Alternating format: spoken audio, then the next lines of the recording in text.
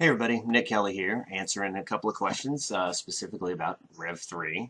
One of the requests that I've got was how do you put your Rev3 can on your motorcycle? People have seen pictures of mine on whatsupusana.com as well as Craig Maynard's dirt bike. It looks really cool. So what I've done is created a little step-by-step process, a little cooking show thing. We'll walk you through exactly how to do that. If you got any questions, hit me up. All right, a lot of people have asked me about the marketing angle of putting the Rev3 energy drink on the motorcycle. So I'm going to show you, this is my 2003 Honda 600 F4i. And if we come over here, what you'll see is on the Hondas, like a lot of motorcycles, there is a reservoir for the shock absorber fluid. And it's normally just a silver chrome can. It kind of sits by itself. Some of the other energy drink manufacturers have gotten into the practice of making parts that look exactly like this. And so what this is this is an actual Rev3 can that I skinned and just placed right on top of that, using the bracket that you see there right across the center, that chrome bracket, to keep it in place. So what I'm going to show you today is how I did that. Okay, so the materials you're going to need, obviously if we're going to skin a Rev3 can, you're going to need one Rev3 can. You're actually going to need two, because you're going to drink the other one while you're doing this. So this is the Rev3 can we're going to use. The first thing I would recommend you doing is obviously washing it out, because it can get kind of sticky if you don't. You're going to want gloves, because we're dealing with cutting aluminum, and aluminum can be very sharp. You're going to want some eye protection if you have some safety goggles or something along those lines.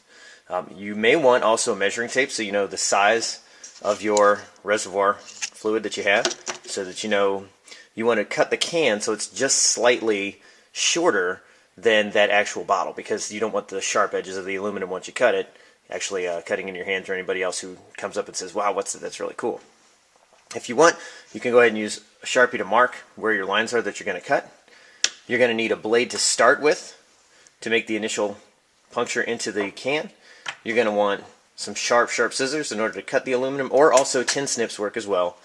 And then you're going to want a clean working space here, as we have right here. This is my workbench. If you don't have a clean workspace and you need to do it on top of something, I recommend using a couple of layers of paper towels to collect those tiny little pieces of aluminum. Okay, so our first step, now that we know what we have to do, is we're going to measure. And if you see here, if I take my measuring tape and go end to end here, it's just almost exactly 4 inches. Okay, now again, I want to cut my can just a little bit less than that, maybe 1/8 or even 1/4 of an inch shorter than that, so that I don't have the exposed aluminum edges up here.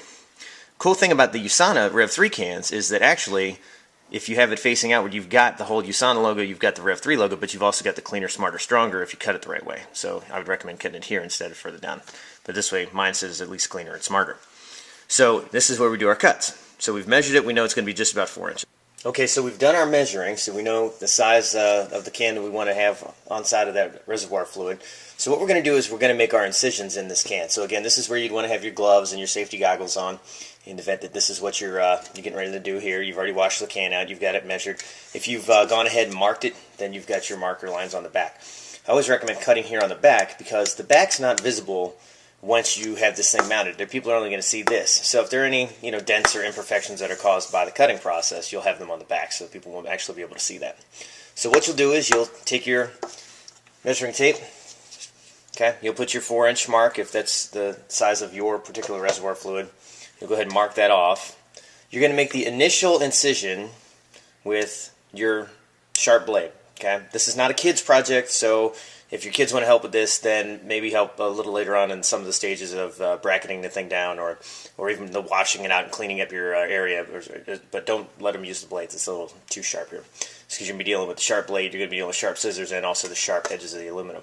So you'll make your initial cuts, bang, bang. And then once those are opened up, you're actually going to go ahead and use your scissors to start cutting, so that you've got basically the edges off of your can. So what you wind up with is actually one long piece, okay? And you can see here that there are some sharp edges, and we're going to clean those up in the next step. But you've got your can without the edges, but you've got, again, these pieces of aluminum. So what we're going to do then is next is we're going to clean that up. We're going to make an incision here so that this is actually going to fit around your reservoir bottle. And then, of course, we'll clean all this up so nobody gets hurt. End result. So now that we have this and we have the ability to flatten this out, like so, what we're going to do is we're going to clean up those edges. So you're just going to take your scissors and cut along those edges, making sure that you don't leave a product that is shorter than the 4 inches wide that you wanted it. That end result winds up looking like this. So you can see our edges are much straighter. We don't have all that little jagged serrated piece. We've got our Rev3 and it's flat. So the next thing we want to do is we actually want to take this and wrap it around the existing shock absorber fluid. The cool thing is you don't need adhesives to do this because that fluid bottle already has that clamp that in place in order to hold this in place. So you actually don't wind up needing any messy glues or any kind of silicone or adhesives like that. Okay, so how do you get your cover on top of your shock absorber fluid? So what you want to do with most motorcycles, you're going to have this type of clamp here. In this case, it's just a simple Phillips screwdriver, and you can loosen this up. That obviously creates a space between your clamp and the actual fluid bottle. That's where you're going to be able to slide this piece of this Rev3 sheet in on top of that shock absorber fluid. Okay, mine's already on there, as you can tell. If you want to use an adhesive on there, you can. I don't recommend it. You're basically just going to put it in there and make it tight enough so that you've got your Rev3 can in place. You make sure that the edges are not exposed, so again, nobody's cutting their fingers on there, even though typically if you're riding a motorcycle, I recommend you wear gloves. And then you're just going to tighten it back into place using the same screw. So it's a pretty easy thing to do.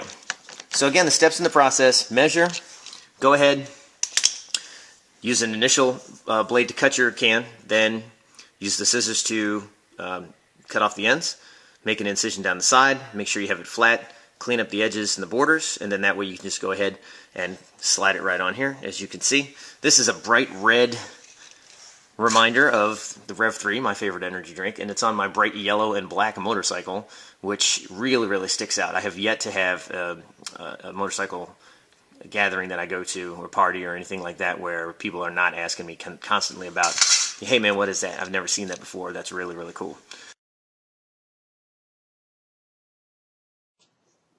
So that's it. So you take your can, go through those steps, put it on your bike. Everybody will be paying attention to you before you know it. So that's it. I love Rev3. I hope you guys enjoyed this video, and I will see you on the road.